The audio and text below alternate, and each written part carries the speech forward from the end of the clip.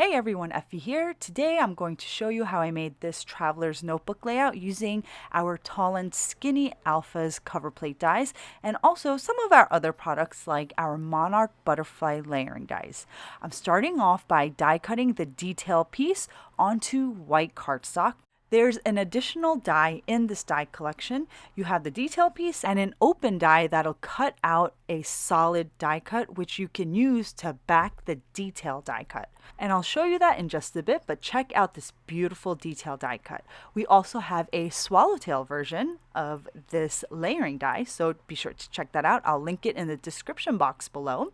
Here is the second die that is part of the layering die collection, and this is going to die cut the solid piece that you're going to use to back the detail piece. Now I'm going to die cut this onto some homemade glitter paper that I created using our soft gold ribbed adhesive paper. I just peeled it off the protective paper and applied it onto some regular white cardstock, and then I ran it through my die cutting machine. When you're using that detail die, be sure to use that extra metal shim that comes with your Gemini Junior, or if you're using another die cutting machine, you may want to add some more shims to add some more pressure because these are intricate dies and you want to make sure that every little bit gets cut out. I also use that extra metal shim when I'm die cutting anything using our adhesive papers. I went ahead and die cut 2 additional butterfly sets to create a visual triangle in my layout. Next, I adhered the detailed piece over the solid piece, but I made sure to offset the detailed die cut just a little bit for some interest. Then I took this beautiful star pattern paper and I cut it to size to fit inside my traveler's notebook. However, one of the pieces, I didn't cut it accurately and I had a little bit of white space at the edge of the page. So to cover that up, I attached a border scallop strip, and this strip actually has a little bit of a polka dot design to it. So I adhered that behind the star pattern paper, and then I have this strip here, and it's actually the pattern that's on the flip side of the star pattern paper. So it's just yellow with a row of hearts, and I'm going to take this strip and adhere it on the edge of my left page. Then I'm going to start adhering the star pattern paper onto both pages. For my double-sided adhesive, I'm using Thermoweb's brand. It's really great quality and they come in different widths. What I love about Thermoweb's double-sided adhesive is that once you put something down, you have the ability to lift your piece back up if you're not happy with the placement. And I find that you don't really have that option with other double-sided adhesives. And I find that with other brands, you don't really have this option. Once it's down and you can't pick your piece back up without damaging that paper. Next, I'm going to adhere my butterflies down in a visual triangle because the eye likes to see things in groups of 3 or odd numbers. I also made sure that my butterflies came off the pages just a little bit. After I trim off the excess, you're going to see that it gives the illusion of more depth and movement because it looks like there's more happening outside of the layout. Next, I just trimmed off a little bit of my photo because I found that it was covering up that top butterfly a little too much. Before I adhere my photo down onto the layout, I want to mat it with that same yellow pattern paper. This is the same pattern paper that's on the strip on the left side of the page. So what this is going to do, it's going to give my photo a little bit more emphasis. It also makes the design a little bit more coherent because you have that yellow pattern paper on that left side and then you have it matted behind the photo, and then you also have the warm tones of that soft gold glitter paper behind the butterflies. And now I'm just going to add some flowers to kind of jazz up my layout. These flowers were created using our Peony Memories scrapbooking stamp set. This is a patent pending grouped layering stamp that allows you to quickly and easily stamp and die cut layered florals. I'm going to create 3 floral clusters. I'm sticking to that visual triangle.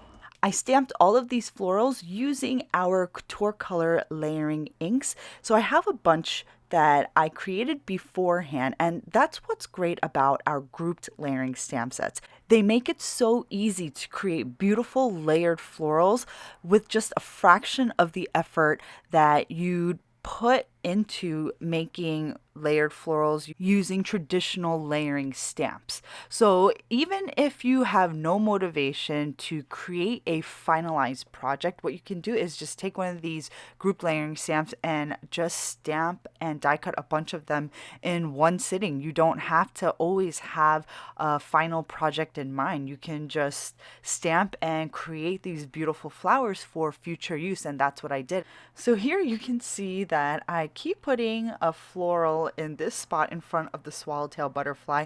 I end up not putting a floral there because I actually like the look of the swallowtail butterfly just in all its glory. And now I'm going to add some leafy bits die cuts to build up my floral clusters. This is another great product in our collection that really helps you save time crafting because you have that one cover plate die that'll cut out several different leafy bits all at once in one pass through your die cutting machine. It's a real time saver, and it's so convenient to have these ready on hand to use when you're scrapbooking. So now I'm just adding dots of liquid adhesive to the base of each leafy or foliage bit, and I'm just tucking them behind my floral clusters to build them up and make them a little bit fuller. In addition to the leafy bits die cuts, I'm also going to add some layered leaves. When I add leaves behind my florals, I always follow the rule of 3. The asymmetry that this effect has on your floral just makes it look 100 times better. And now I'm just going to add the last bud and tuck it behind this beautiful yellow peony, and my floral clusters are complete. Next, I'm going to take our quick labels stamp set. This is a 4x6 photopolymer stamp set, and I'm going to double stamp it onto white cardstock using our ballet slippers die ink. This stamp is great because you have 15 labels embedded into one stamp. So you stamp everything at once, and then with the coordinating die, you die cut everything at once. And you can stamp whatever you want inside these labels. The quick label set has some words or phrases that you typically see in scrapbooking, or you can stamp sentiments inside these labels if you're into card making. So what I did was I additionally stamped the quick label stamp with our vanilla frosted cupcake die ink onto white cardstock, and now I'm just going to die cut both panels using the coordinating die. And how cool is this? Here are 30 labels that I just stamped and die cut in less than 5 minutes. So I'm just going to take one of the phrase stamps in the quick label set and stamp them onto the labels using our caviar hybrid ink. And then this little heart is from our Roma alphas. I'm just taking a combination of some of our stamps that have some great scrapbooking terms, and I'm stamping them inside the labels. So the set you see on the left is our Peony Memory scrapbooking stamp, which has some really great phrases in it. And if you're a card maker who's just getting into scrapbooking, our Peony Memory scrapbooking set is a really wonderful set to start out with because you have the layered stamps, which you're probably familiar with if you're a card maker, but then you have this whole collection of phrases that are typically used in scrapbooking that are included with the stamp set. It's a 9 by 12 inch set, so it's huge.